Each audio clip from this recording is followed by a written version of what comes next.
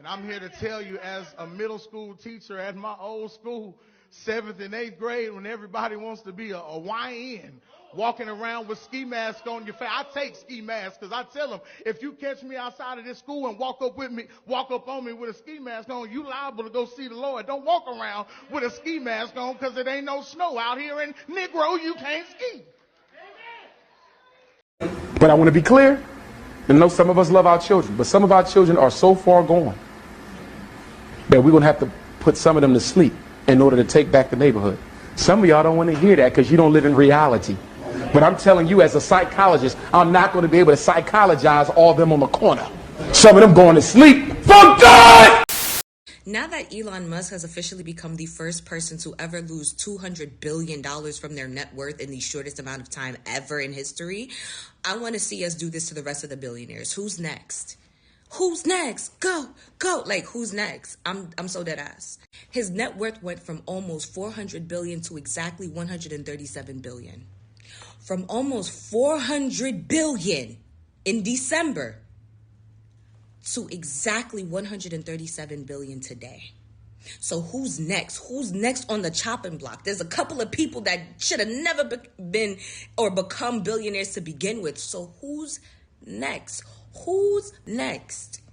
This is how we get the oligarchy to listen by force. Do you understand? Because they're not going to listen to us just for the sake of listening to us. They don't give a fuck about us, okay? You got to hit them where it hurts. I told y'all, hit them in their pockets. This is why this man was crying on Fox News. This is why this man is now, he's actually moving pretty erratic. He's moving a pretty erratic for a business partner. You want to know why? Because that is losing his money.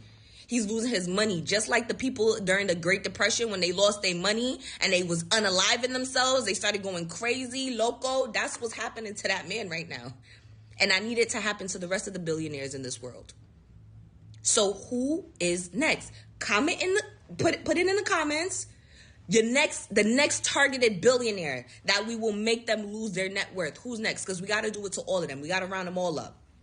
Also, because I know there's going to be somebody in the comments that's going to ask this question. Your source is foxbusiness.com. Foxbusiness.com literally reports that he went from almost $400 billion, right, to $137 billion today. Damn.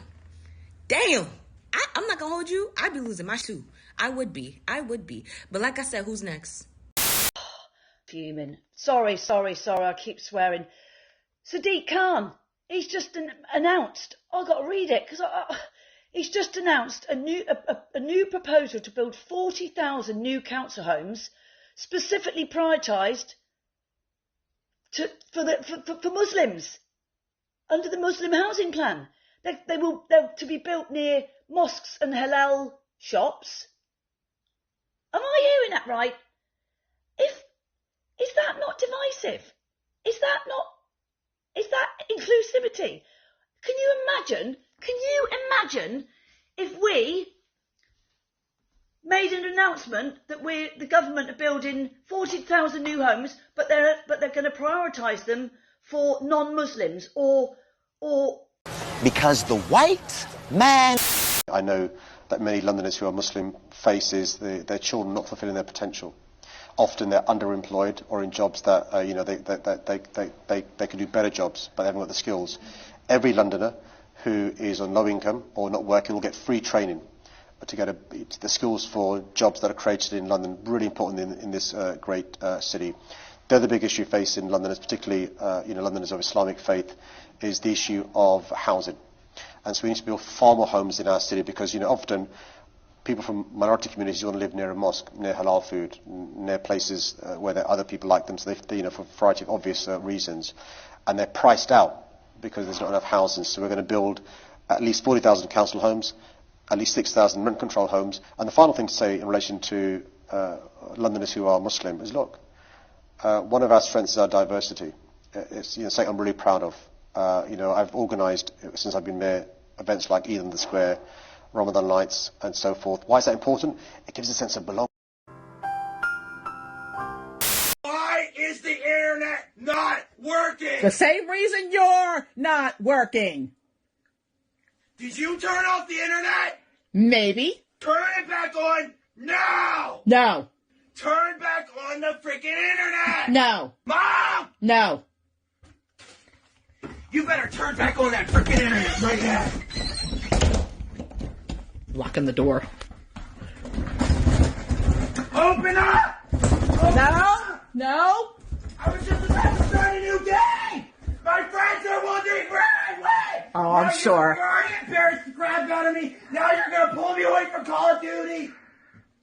Open this damn door up. Oh, you said a no word. I'm an adult. I Yeah. can say what I want. Let me in this house. Let me in. Oh my God. Oh! Here's William. What did you just do to my door? You're gonna fix that! William! William! Stop it! William! Oh!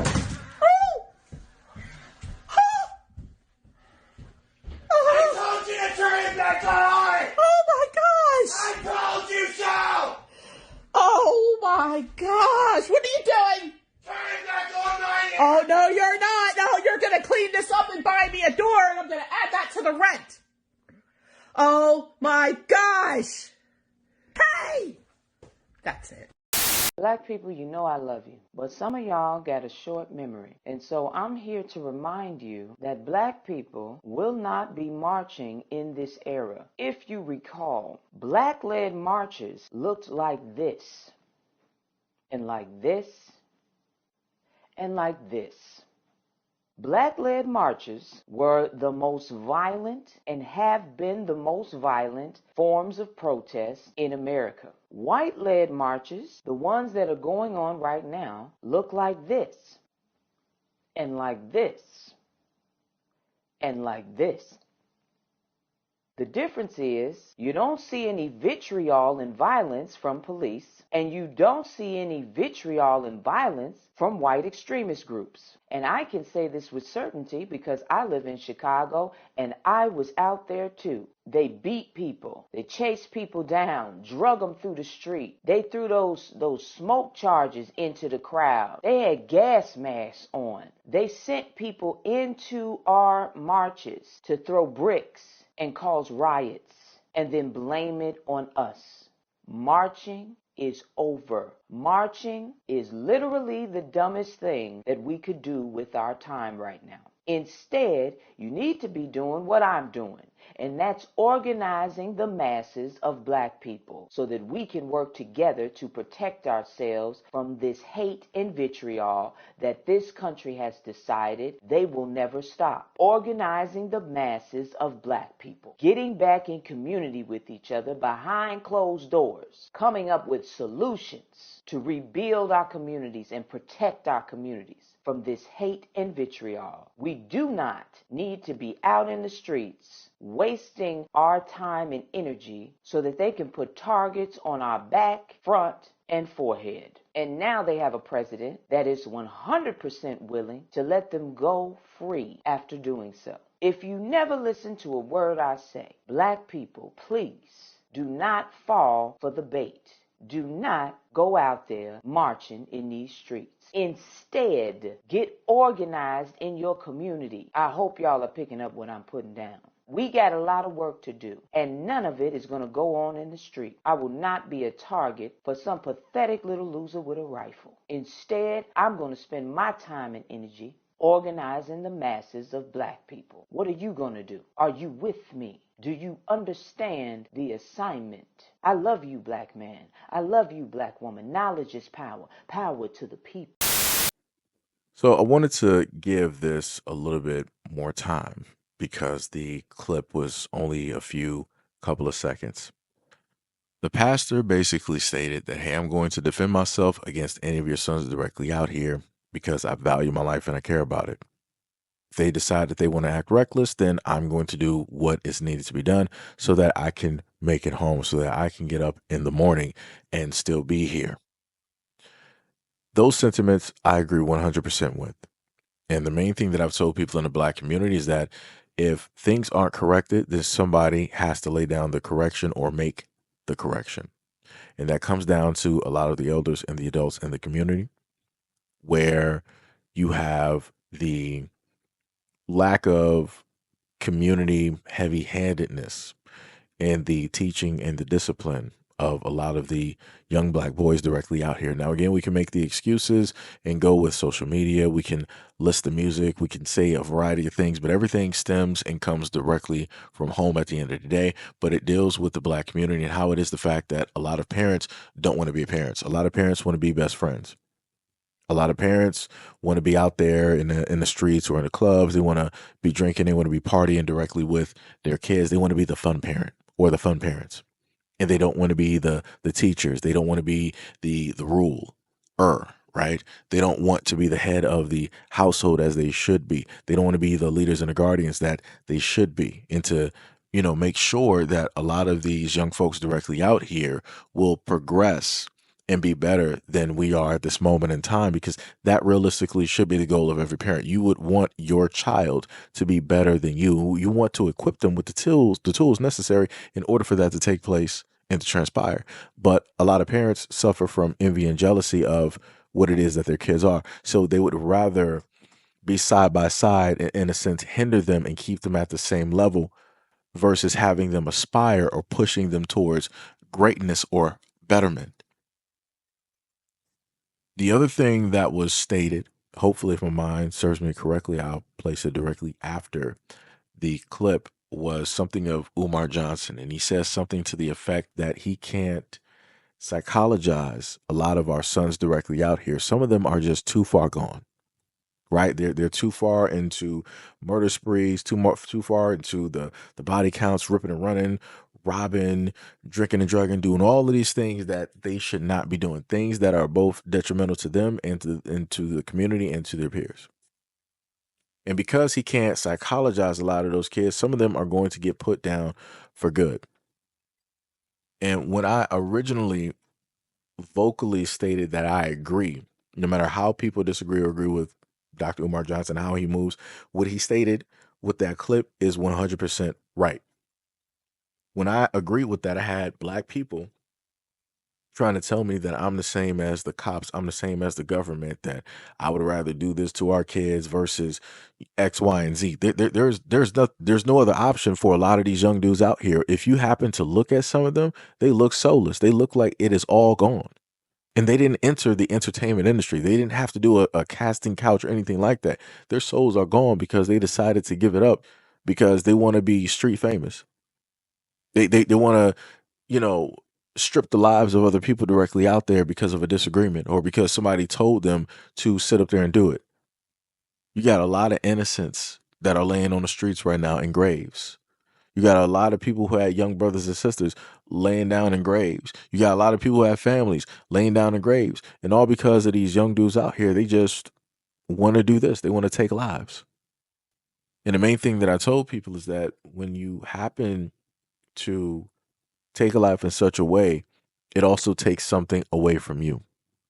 So this is why when you look at a lot of these young guys directly out here, they seem lifeless, soulless. It seems like that light, whatever a lot of kids would normally have, is gone. It's nothing but darkness. It's nothing but a bleak future. No silver lining, no hope, no what else, nothing.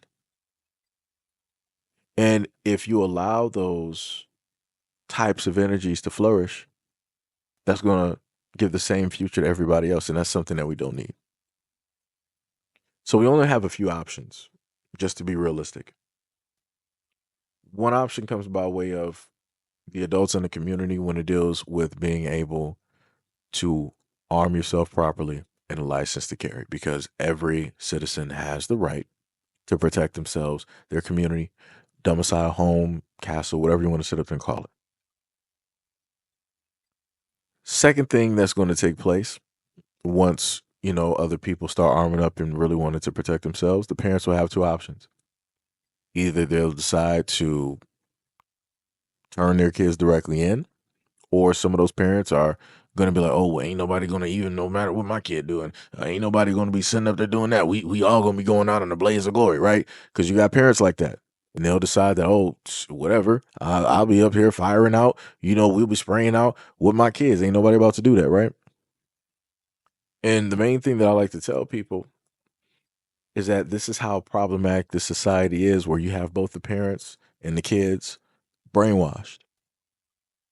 The next thing that's going to take place is when people get confident enough to be like, all right, I'm about to protect myself. I'm going to do the things that I need to sit up there and do. You're going to have a lot of parents out here that are going to have to buy a lot of pine boxes.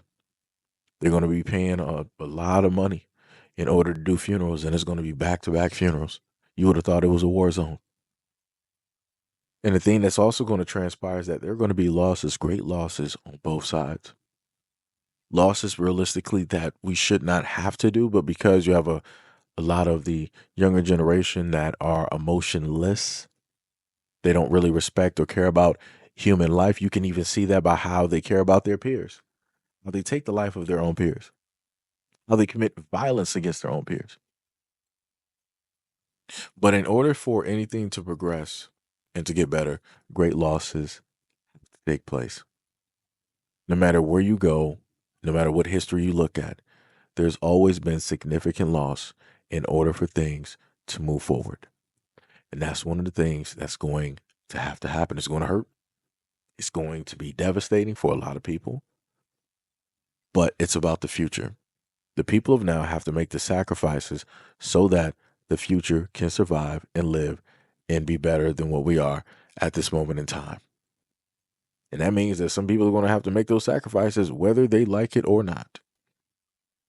And again, it's not for, those people to sit up there and choose, because the longer that you decide to wave away from what inevitably has to happen, the longer you decide to keep people in this perpetual, endless, dark circumstance that we are currently in at this moment in time.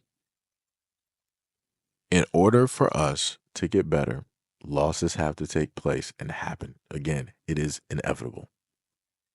If you yourself are a parent and you know the way that your child is, your best bet is to try to get to them right now. Your best bet is to try to sit up there and talk to them. I'm not sure how much is going to sit up there and do, but you better at least try. Because if anything else happens in the future, at least you could say that you tried. As a parent, at least the bare minimum that you could sit up there and say is that at least you tried. Because again, a lot of parents out here ain't nothing. I'm just going to be realistic. Ain't nothing. You ain't never really commit to nothing except for your own selfish gain, your own selfish needs, whatever your pleasures directly were, whatever your vices were. That's what you committed to. And then the outcome of that was you producing kids because you decided to be irresponsible with your emotions, with your body, with your conscience, with everything. And now the child has to pay for your sins. And now the sins of the child, everybody else has to pay for. And that's not fair. So because the parents couldn't fix the situation of which they created, the children grow up and they create situations of which they didn't, in a sense, themselves create. They're just in, sort of, kind of. But now everybody else who never raised those kids, was never even a part of those kids' lives because they didn't know they exist. Now they have to be responsible and they have to put down in place corrective measures in order to not only save themselves, not only the community, but also the future. So if you disagree directly with my sentiments and everything that I stated, if you made it this far, let me know in the comment section below. But as always, peace, love, and stay tuned for the next video.